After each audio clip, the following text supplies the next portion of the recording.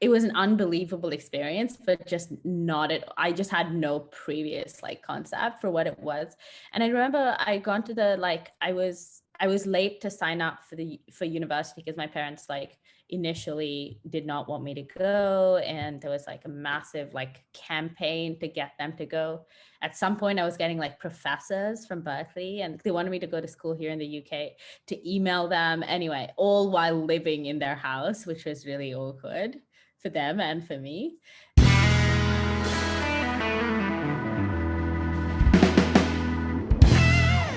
Hey everyone, welcome to another episode of the Takeaway Club, where I talk to interesting people across different walks of life to get to know their stories and, more importantly, how they got to where they are.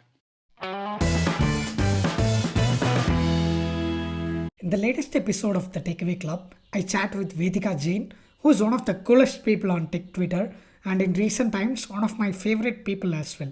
Vedika is currently a VC at the Weekend Fund and previously held product roles at companies like Stripe and TrueLayer.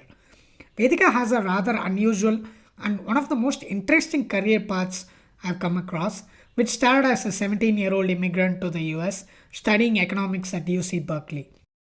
In our conversation, we spoke at length about her early life and how the decisions her parents made set her up for success, her transition from product to venture capital, which included writing fantasy memos on weekends by gathering information on TechCrunch, and how that eventually led her to Ryan Hoover and the Weekend Fund. If you are a fan of startups, venture capital, unusual career paths, or pop culture references, you will absolutely love this episode. Without further ado, let's jump straight into the conversation.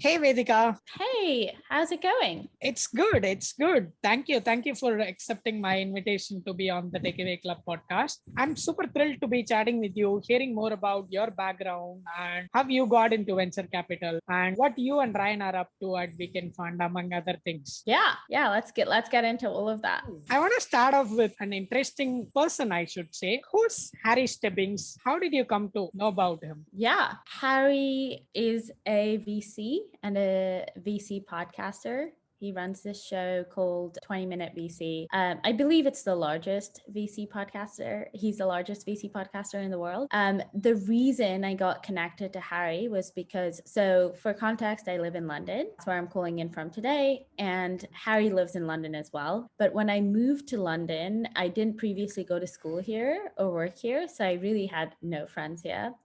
And my brother knew Harry from Twitter, and he was trying to look out for me and help me make friends. So he like DM'd Harry and he was like, "Hey, my sister moved to London. She doesn't know anybody in London.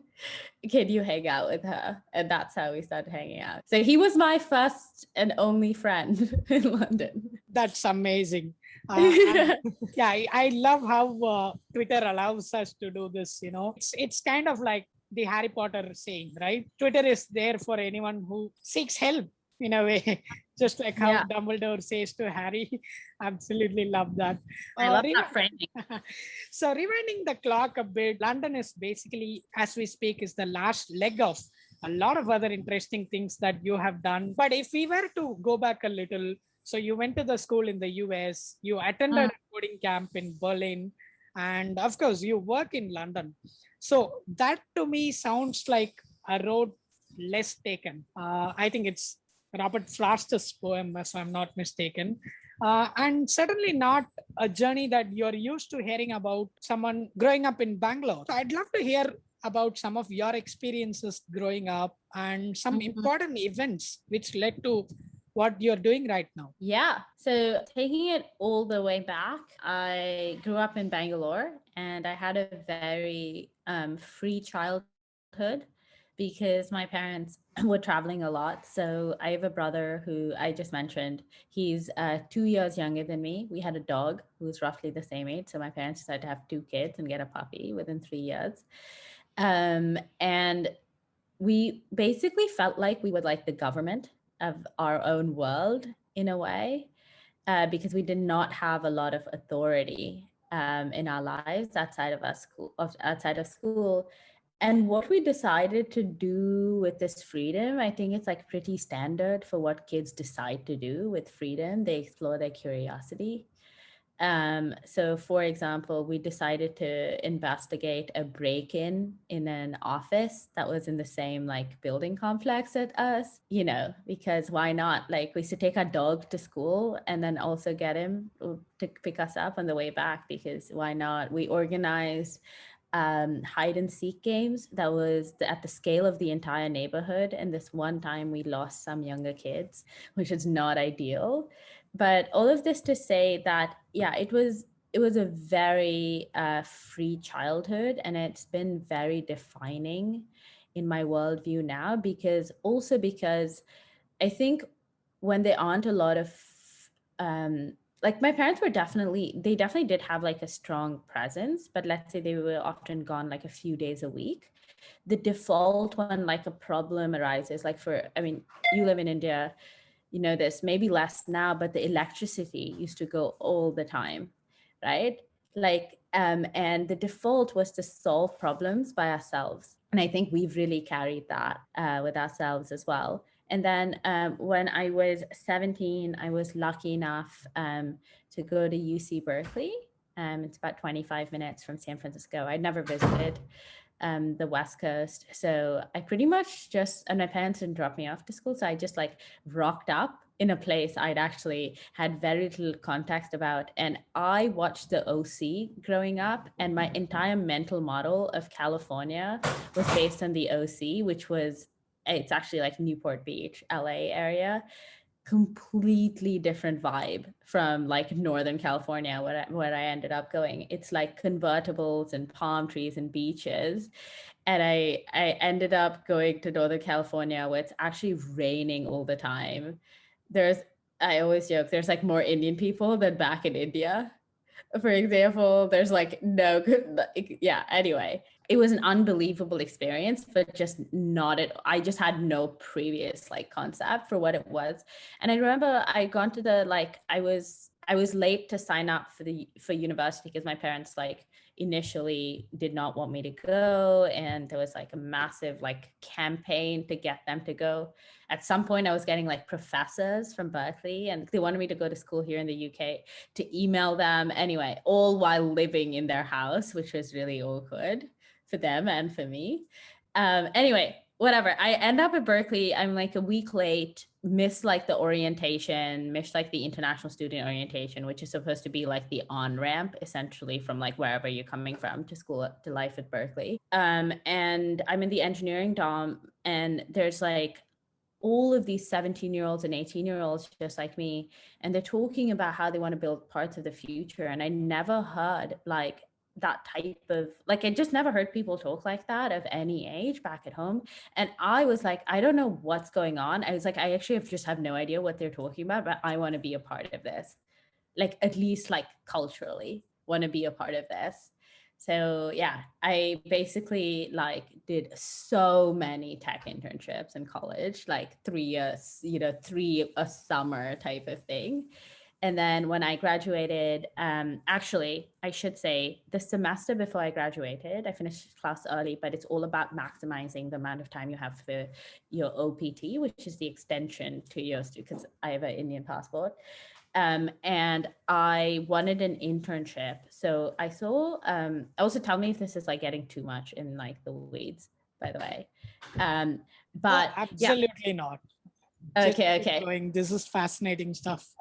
Okay. So I saw a job posting on the job board of my school to work at a venture capital fund called Mithril Capital. I went to the website, and it said something. It was a very simple website, but it said something about building enduring businesses. And I come from a family business background. And in a family business, like, that's the game, how to build an enduring multi-generational business. I just never heard that same kind of like, thinking in like what little bit that I did know about like tech investing. So I was like, I just need to work for these people. The only problem was they were hiring for a principal role that required 13 years of experience. And of course, I had like negative 6 months of experience because I had not graduated.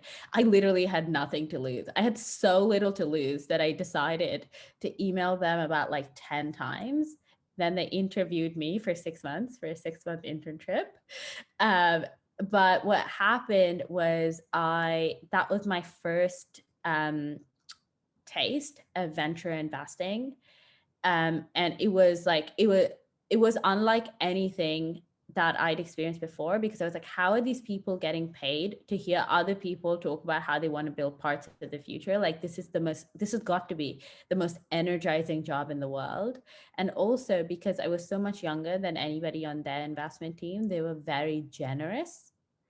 And I've come to really like this quality in people in tech. They have this generosity of spirit. It's not even necessarily like, sometimes it can be far more like, transaction, like, I can refer you for a job type of thing. But I think it's larger than that. It's like this overall like generosity of spirit. And I experienced it so directly at Mithril, because like the oldest person on that investment team was maybe like 10 years older than me.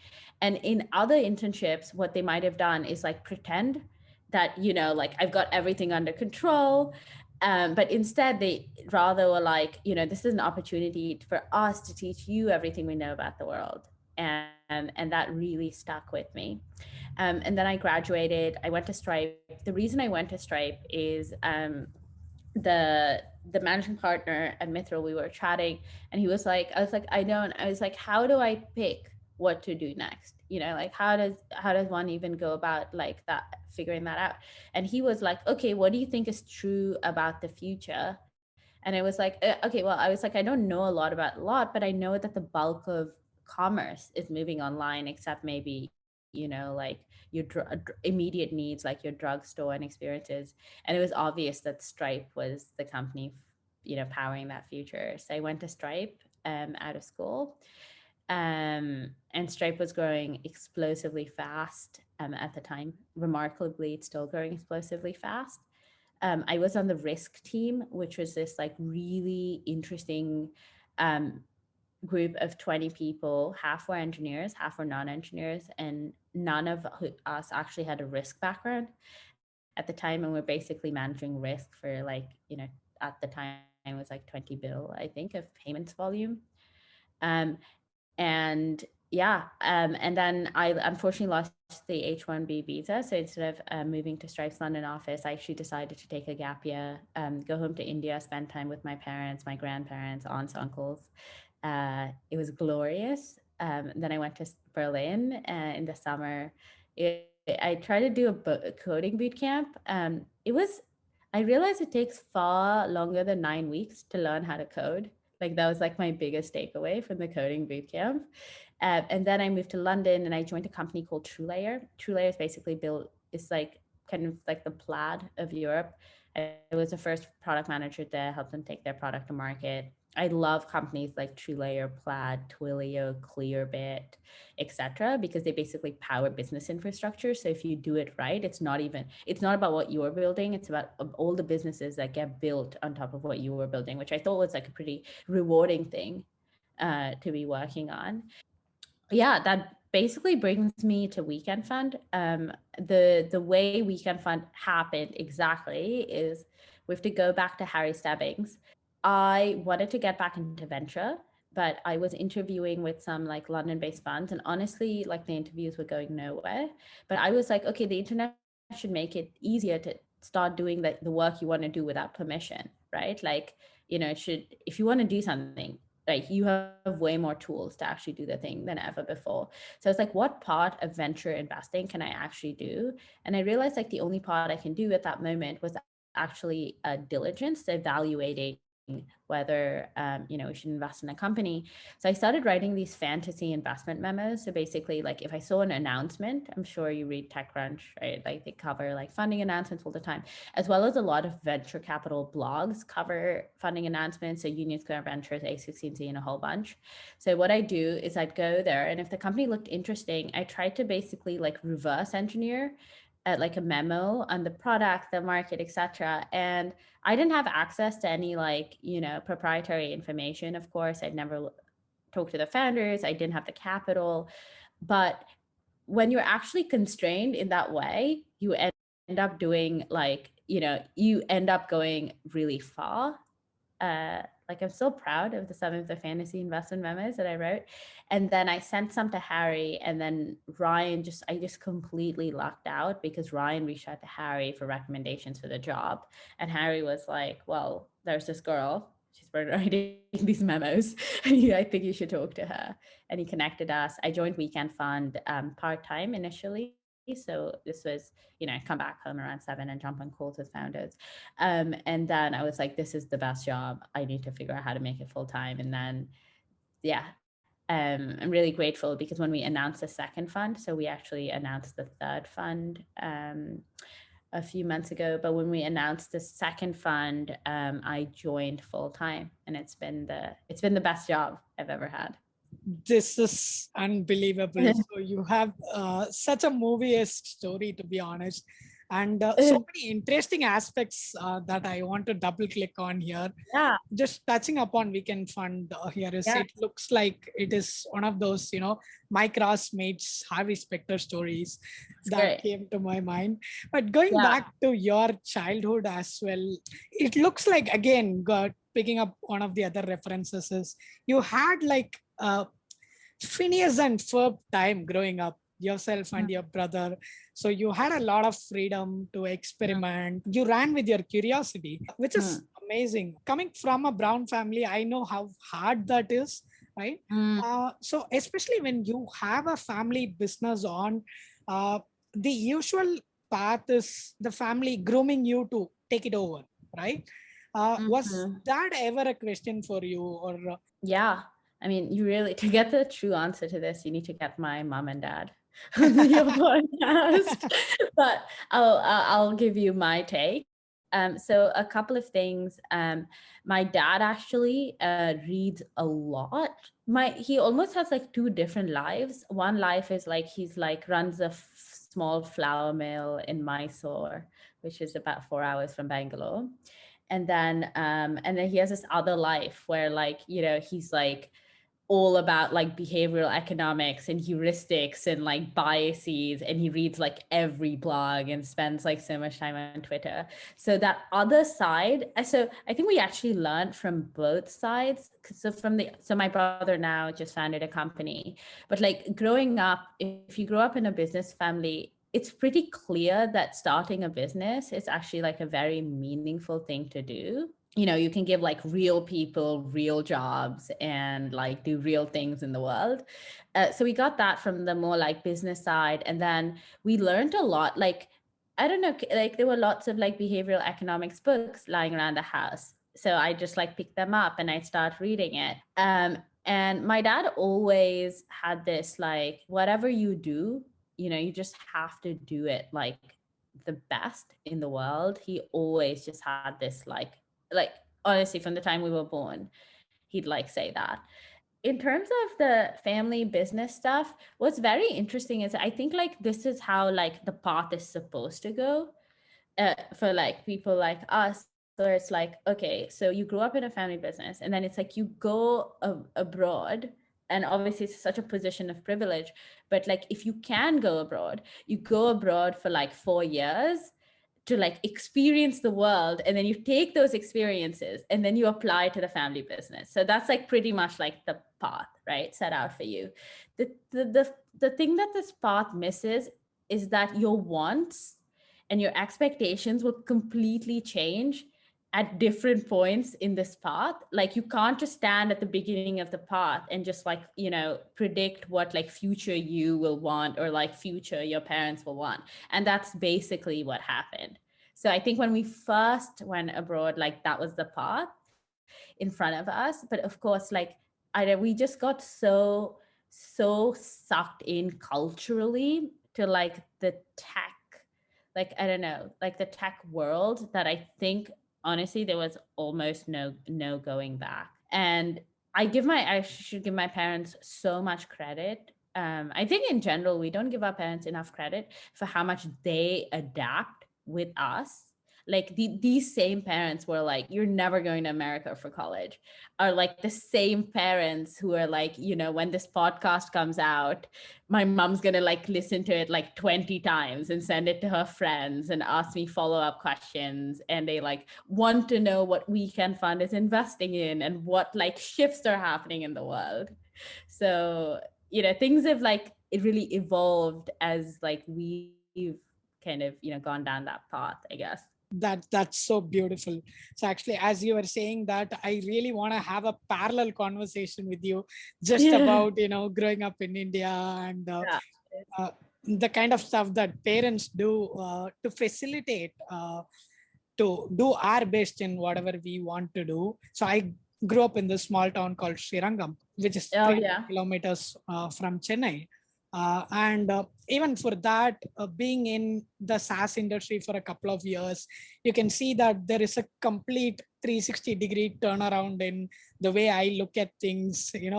So it's like there is not a lot of difference between Chennai and Srirangam, to be honest. It's the same people, they speak the same language. But I think uh, tech is beautiful in that way because it adds a whole new dimension to the way that you approach things, right? I can only imagine what that would have done for you being at a place like UC Berkeley, surrounded by insanely smart people, right? Yeah. Um, Yeah. yeah. It was huge. Yeah, the impact was huge. But yeah, this is also why I'm really bullish on the future of remote work. I think it definitely has its issues. For example, like I think like being on the Zoom call, like the energy doesn't transfer the same way as we were if we were like, in like a cafe eating idli and drinking Yeah, chai. Like it's obviously not the same thing. But that said, that like if you look at like crypto, for example, like Indian crypto projects are some of like the category leaders. And I love the way the playing field is being leveled. absolutely. So I think this very conversation is a beautiful example of level playing Yeah. field, right? So all you need Yeah. is an internet connection and a Zoom, and you can just do whatever you feel like doing. Coming back to your time at Berkeley, so Mhm. one recurring theme throughout your career has been you are so certain of what you want to do, where you want to be, right? I sense a lot of clarity in that, Mm. which makes me very curious. Why did you opt to go and work for Stripe? It looks like at that point of time you were already clear about a path in VC, especially with your internships and everything. What prompted you to not take that direction, but instead choose a company like Stripe? It's funny you say that because I always say like the reality of what's going on in someone's mind and how like the other person is perceiving that can be so different. Same with companies, right? Like what you think is going on from the outside and what's going on from the inside. So it probably comes across as more clear than it is, but there's one thing that's actually been like a good compass, which is what gives me energy and what takes away energy. And what like it was just very energizing to work at Mithril. I was also so taken by it. Like I was 20 at the time. I'd never had a full-time job. There were like these like important people like trying to teach me stuff, like even other things like their office. The canteen was as close to the Golden Gate Bridge in San Francisco that you can possibly get. It was like literally like one of those like Zoom wallpapers. But all of and the reason I bring this up is that like whenever you want something, right? Like I think it's always like an immersive experience. I don't think it's ever like, oh, this market is growing and that's why I want this thing. There's so many other inputs. And it just happened that like I was lucky enough to work at that fund when I was that young, because at some point of time almost like 100% of my work experience was at that one place, right, before I graduated. So of course that's such an outsized impact on my worldview. But yeah, so I've always just tried to be really tuned into what gives me energy and what drains my energy. But there's some other things that I've kind of picked up along the way that was not obvious to me. Like Stripe and TrueLayer are incredible organizations, but I was picking the organizations. And the reason I picked those organizations was I was like, okay, these people are going to build like, like this is directionally where the world is going. And these people are going to build like an important part of like the tool set for the future, like specifically business infrastructure, because that's what Stripe and TrueLayer do, like business API infrastructure. But I was picking the organizations. I wasn't necessarily picking the people within the organization.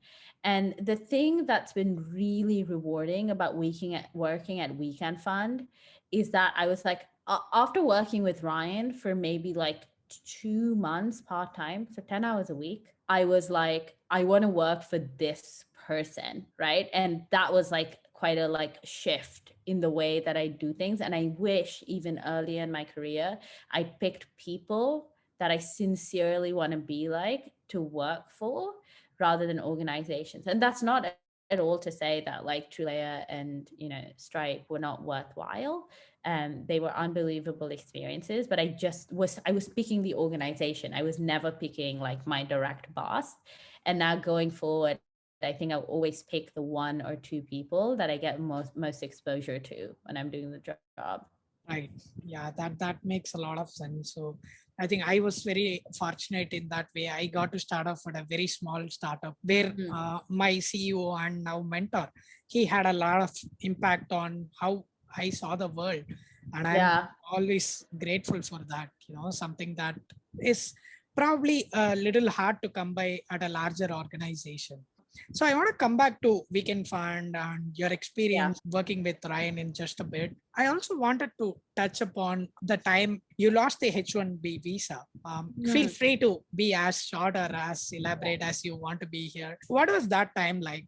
Did it come as a huge setback, or did you see it more as an opportunity to kind of reconnect, figure out what goals you wanted to set for the next 3-5 years? So because the H1B visa, so I was fortunate enough that I was at a company that was able to actually, apply for the visa, but it's really out of your control. And the thing is that like when something's out of your control, there's essentially like, two ways you can react to it. One way, and the better way to react to it, is like, this is out of my control, right? Another way to like react to it is like, I resent this because this is out of my control. And when something's being taken away from you, you just instinctively pull back. And I kind of took the second path, let's say. At the time, I was like heartbroken because I was like, my life in the Bay Area felt like it was really starting to compound, the relationships, etc. And then I had to leave. In retrospect, and I just could not have known this at the time, it is one of the best decisions I ever made. It wasn't a decision at all. I didn't have that much of a choice in it, but I'm far, like, I feel like I'm just like far more closer to the person I want to be here in London than I was in the Bay Area.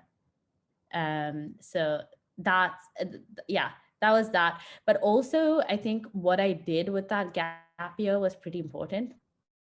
Like, I left India when I was 17, for example, and like one of the best parts of Indian culture is that like the amount of love, like parents, grandparents, like community, family puts into you, you're just like overflowing. A lot of the time, like most people are like overflowing with this kind of love.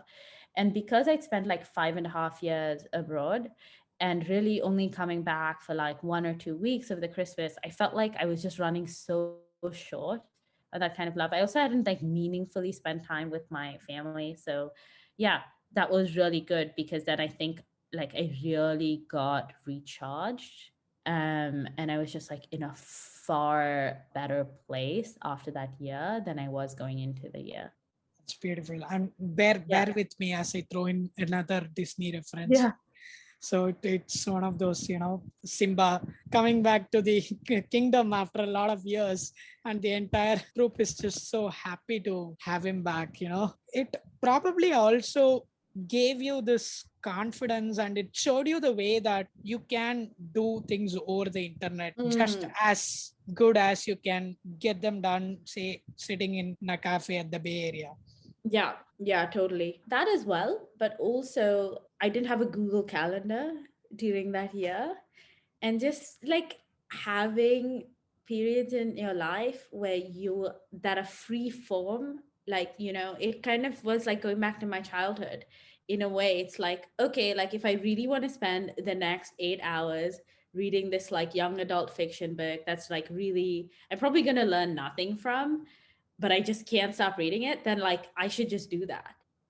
Like things like that. And I think that really like just like re-energized me. Coming to your journey at Weekend Fund, what do you do at Weekend Fund, and how has it been working with Ryan? So, what are some of the companies that you focus on? Yeah, totally.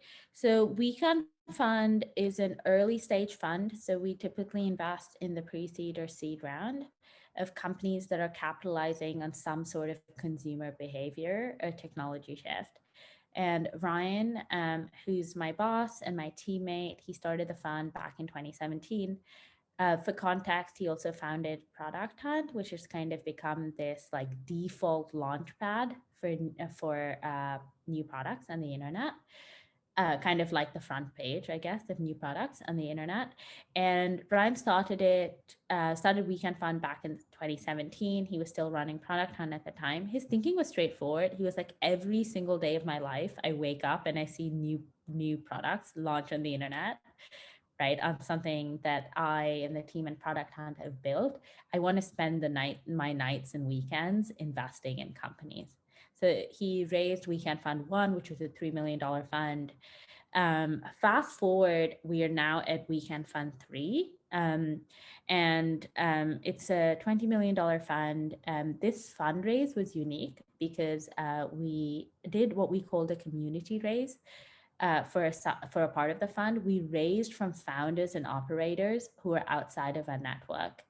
And the reason we did that is because we essentially want to double down on like a community driven direction where we're basically our portfolio companies and even companies outside of our portfolio longer term are able to leverage founders and operators and their experiences to actually, get competitive advantage. So that's Weekend Fund. We are a two-person investment team. We just hired a community builder as well in London. So now we're a three-person team. So her name's Mariam. She'll be kind of working on this more like, executing in the more community-driven direction that we want the fund to take. And there are some kind of going back to those consumer behavior technology shifts. There's some shifts that we're really bullish on. The first one, I briefly mentioned this, is the rise of remote and distributed work. Ryan actually was basically running Product Hunt remotely from day one. It's like a 20-person team distributed over 8 countries, I believe, 8 or 10 countries. So he's really lived out that like remote work lifestyle so much longer than like basically the rest of the world. Like for him, it wasn't just like a COVID reaction, and that really turned us on to opportunities in the space. For example, we're investors in a company called Deal, which is a payroll provider for remote teams. They're doing extremely well. We're also bullish on the future of vertical hiring marketplaces. I love hiring and recruiting as a problem space. I personally have a side project in the space, but generally the thing with marketplaces are very enduring if you are able to execute on them. But building something vertical, it just gives you a kind of focus to solve problems for that user, and you're often able to do it far better than if you were building like a more horizontal solution. We're also increasingly really falling down the crypto rabbit hole. So we're especially interested in social tokens, tokenized media, social token infrastructure, because Ryan obviously has built one of the most thriving communities on the internet with Product Hunt.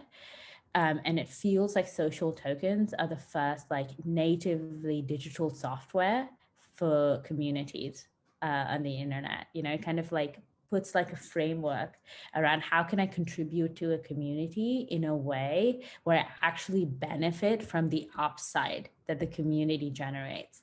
We're investors in a company called Roll, which actually builds infrastructure for social tokens.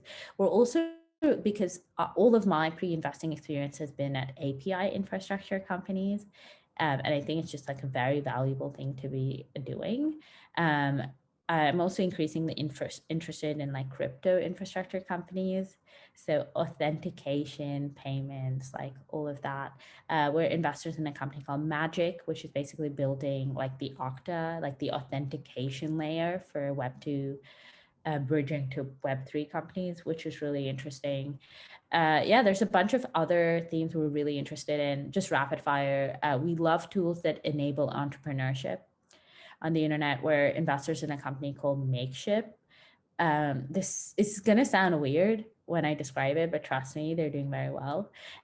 They are they're kind of like a Kickstarter type crowdfunding campaign for plushy toys. And they sell to animators, illustrators, and like other folks in the creator economy. A bunch of other stuff, right? Like it's a 2-person investment team. So it's like really what we are excited about, we projected onto the fund. And that's what like the fund, is also excited about, because it's just a very small team. Amazing. I think you have a habit of, just putting out a lot of interesting stuff on a conversation in the shortest time possible. Once again, a lot of threads that I want to unravel here. One question that I have is, you started at Weekend Fund as a part-time member, of course, working over the weekends, working late nights. So at what point were you certain that you wanted to jump in full-time? Was it a matter of the company itself scaling its efforts, or was it more like you growing confident into that role, given this is your first stint as a VC? Yeah. So Ryan interviewed me for the role, and also Ryan's girlfriend, Susie, also interviewed me for the role. And I remember thinking at the time, I was like, oh my God, I just need to figure out a way to hang out with these people more. I just like really enjoyed those conversations. And sorry if these answers are slightly basic, but they're just like the truth of the situation. When you just like leave like a conversation being like, I need to work with this person, like that was kind of the feeling there. But what I needed to figure out, validate in the first few months part-time, was how well we work together. When you're part of a 2-person team, having that kind of professional chemistry is really important. Ryan's also, he is excellent at what he does. He also has like what is like a very high like excellence reflex, in that like his like benchmark for stuff is actually like extremely high. So I just needed to figure out, like, can I actually contribute to the fund in a way that actually leaves this better off, leaves the fund in a stronger place, and can I actually work well with Ryan? So I think it was pretty clear that was the case, maybe two ish months in, maybe 2 or 3 months in. Got it. So I think that's the most magical feeling, right? So first conversation you have with someone and you're certain, I don't want this to be the last, Yeah, exactly. Zooming out a little bit here, I think you are an amazing example of someone capitalizing on the full power of the internet in a way, I love the internet. Say if you were to start out today as a 17-year-old or a 20-year-old, how would you go about building a career on the internet? So where would you start from? What will you keep in mind? How would you approach learning different subjects? I think the most important thing there would be, I would just produce more than I consume. And the thing is that like I'm actually not very good at this, and I'm trying to become better at this. It's not even like, like 27-year-old me has like really figured this out that like 17-year-old me did not know. But it's just this idea that we're constantly, like, all of us are benefiting from this like collection of stuff on the internet, but all of that stuff that was produced by people just like us. And essentially, if we're like consuming stuff, it's almost like I've started increasingly now to try to think of it more as like a sort of obligation to actually give. So you have this podcast, for example, which I think is like a great way to actually give back to that like pool that you're drawing from. And I'm sure you have other projects as well. And the other thing would be, I would try to go really deep in understanding what people who have choices, right? When you're 17, you don't, the world, like, you're still very undervalued by the world, right? So one, I think, interesting thing is like figuring out people who are like, correctly valued by the world. Like, what are they choosing to spend their time on? Like the person who could really be doing anything with their time, what are they choosing there? Because that can be a very good indication of the future. This is a part of my motivation for running a side project that I have, where I basically feature talent looking for their next thing, because I just get to understand. The one question I ask everybody who gets featured on Talent Drop is that, what is the one job you would drop everything for? And I think when you're 17, you should figure out, like, that star PM from Google, what is the one job they would drop everything for, right? And I think, like, try to invest everything you have, and if, assuming this is something that you're actually interested in, or at least come up with like a short list and then invest in those things. I would also really use like the full power of the internet. But when I was younger, what I was doing essentially is that like I was reaching out to people who were like far busier than I was, and essentially asking for their time. But I wasn't really starting the relationship from like a point of generosity. I was starting it from a point of like taking versus giving. And what I wish I'd done essentially was have something. I think it doesn't matter what the project is, like, as long as it allows you to start a relationship with a point of generosity, right? Like, I'm sure for you, it feels good to be like, hey, like, I'd love to feature you on my podcast. Just like, for me, it feels good to say, hey, I'd love to feature you on Talent Drops. So I think just having like that one project that allows you to like build relationships with interesting people from a point of generosity. Also, you should probably be just spending all of your time like building stuff, because you have time when you're 17, and like you can like pursue like insane curiosity trips. Also, when something doesn't make sense, I think you should make note of that. There's usually like all of the interesting stuff, I think, is like, I don't know why like things are that way. They really shouldn't be that way, or they shouldn't be that hard, or like, when it's like, like, that's weird. It's so weird that the world works like that.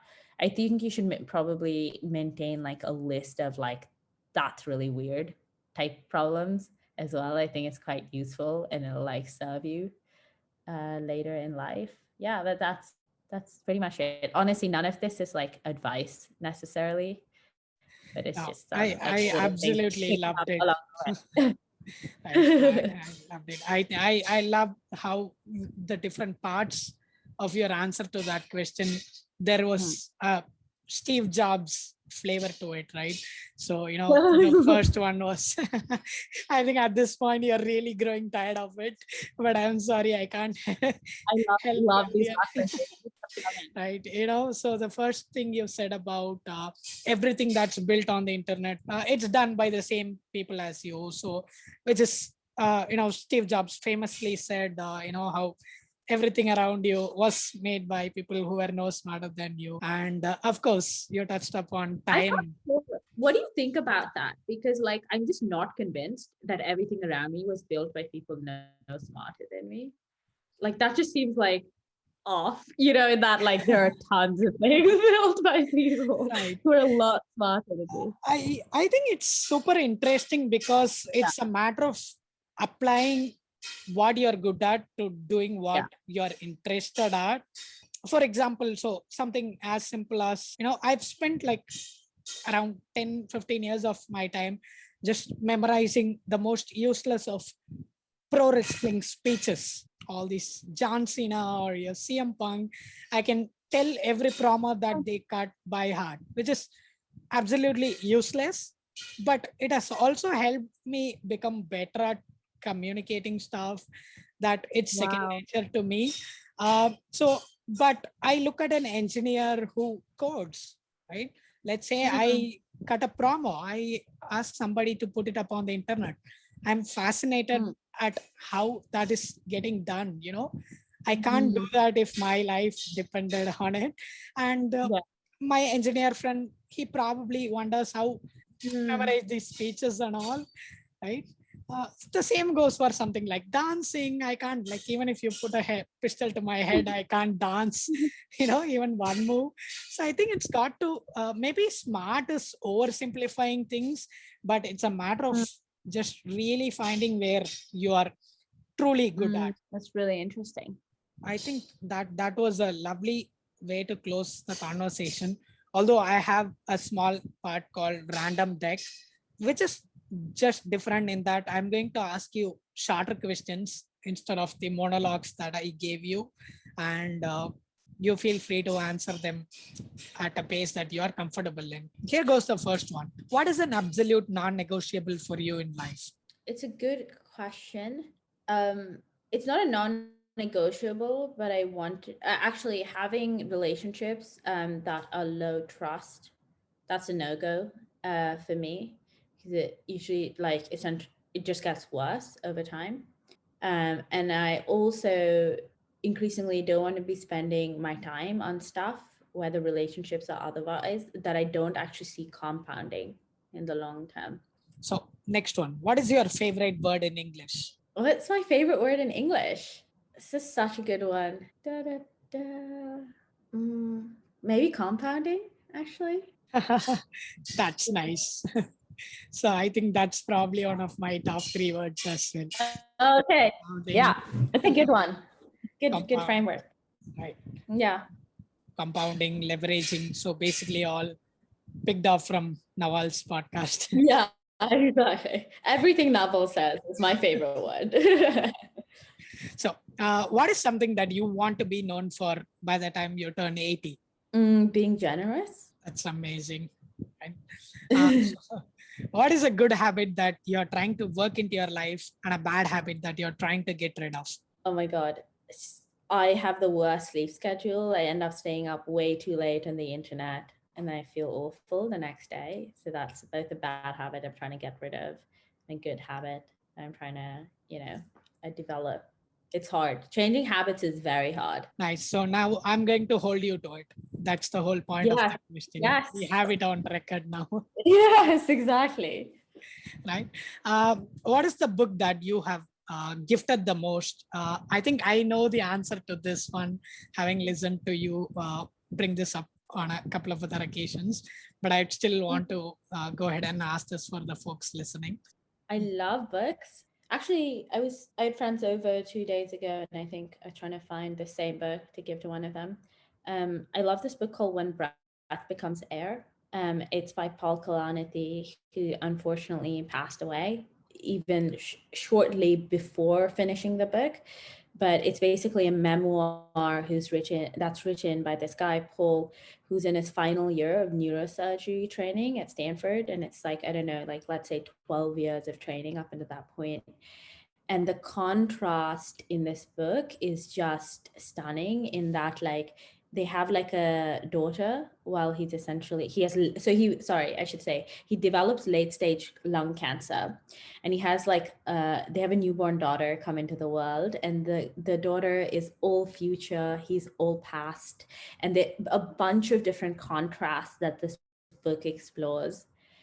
He's just like a gorgeous writer. Yeah. Absolutely. Yeah, it's such an endearing read. Incidentally, one of the other guests on the podcast had recommended the same. Really? I ended up purchasing the book and reading it. Yeah. I loved every page of it. And funnily, I think it was only when was Friday? Yeah, just a couple of days back, I gifted one of my close friends the same book. Right? Oh, really? Yes. What's the book out of curiosity? What's the book you've gifted the most? Or you can tell me after the show. Sure.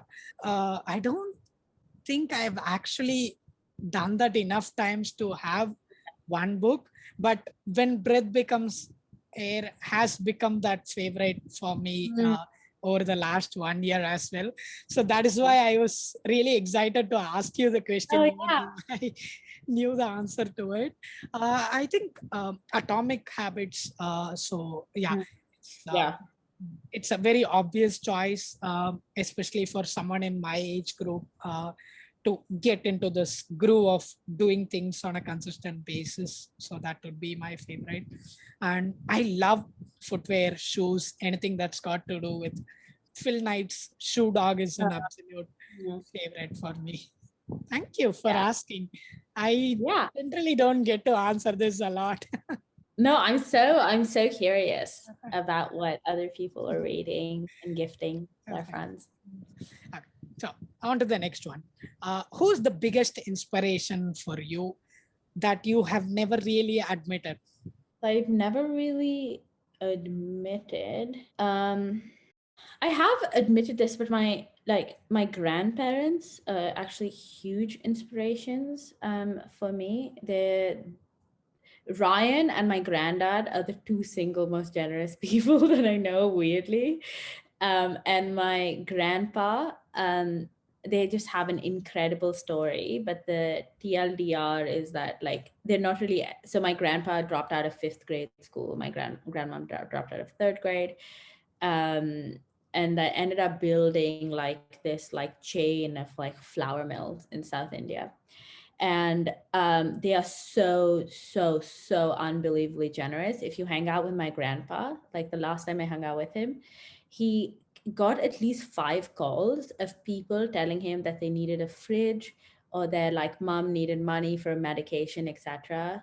Maybe funded about 30 people's weddings. They're like a force in people's lives that other people are able to depend on. When my grandma passed away, 1,000 people came from the funeral. And my dad said what was interesting is that all the people that she'd interacted with essentially at the start of the journey, at the start of their journey, came for the funeral, which is really touching. Right? Yeah.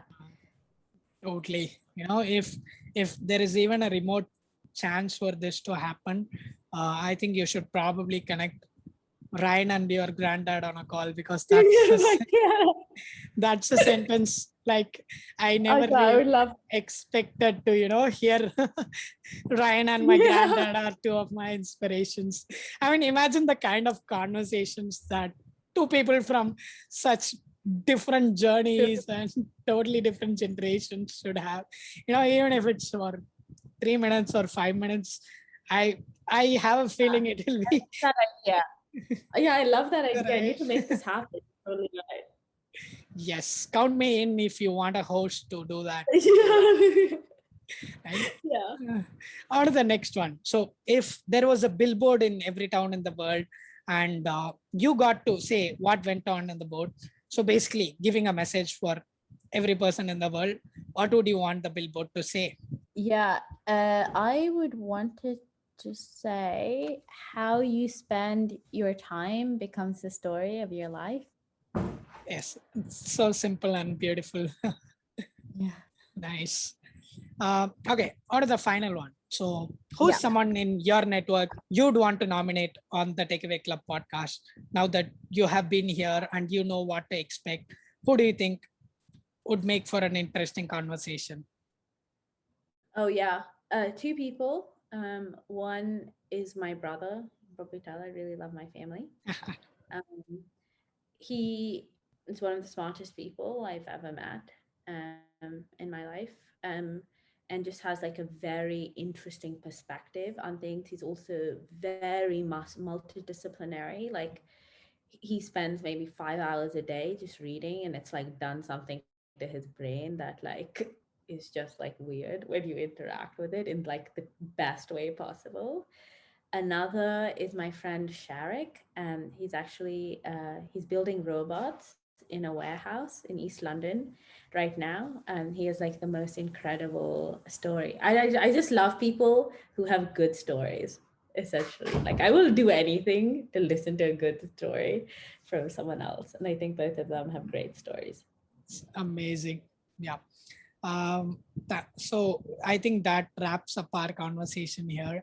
And Yeah, to be honest, so time is the only thing that's making me want to jump off the call here. yeah, I would this have has been great. I would have loved if we went on for a couple of hours as well. So I think you're just one of those people who's an absolute joy to speak with, and Oh, so you're incredibly smart and generous with the things that you say. So I'm so glad that I reached out and this was made possible. yeah, I'm so grateful that you reached out as well and we got to chat. Thank you so much for having me.